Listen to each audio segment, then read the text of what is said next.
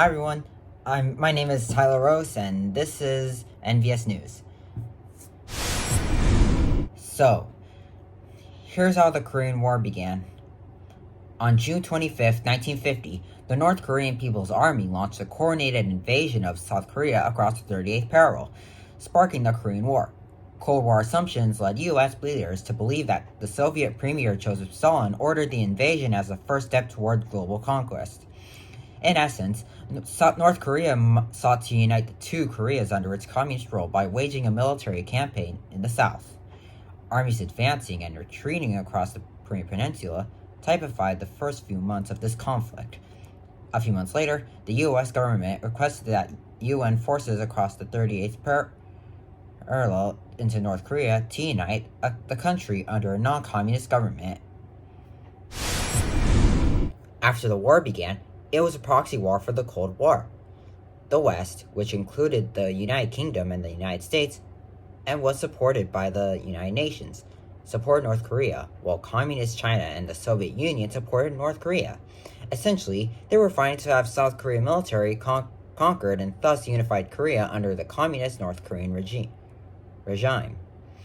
On December 2nd of 1952, President-elect Dwight D. Eisenhower traveled there in fulfillment of a campaign promise. After visiting, he concluded that we could not stand forever on a static front and accept casualties with no visible results. Small attacks on small hills would not end the war. He attempted to end all Korean hostiles through a mix of diplomacy and military muscle flexing. On July 7, 1953, 7 months after President Eisenhower's inauguration as the 34th President of the United States, an armistice was signed, ending organized combat operations and leaving the Korean peninsula divided as much as it had been since the close of World War II at the 38th parallel.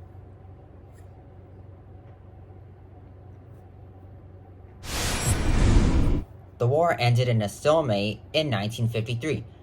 With North and South Korea re-establishing their respective states under different government forms after 3 years of conflict. South Korea gained little territory northeast of the 38th parallel, and a new border was drawn to give them more territory and demilitarize the area between them and the North. Eventually, an armistice was signed, agreeing to keep Korea divided. Dwight D. Eisenhower became president on January 20th, 1953, and the Korean War ended on July 27, 1953. Which was probably like 6 months and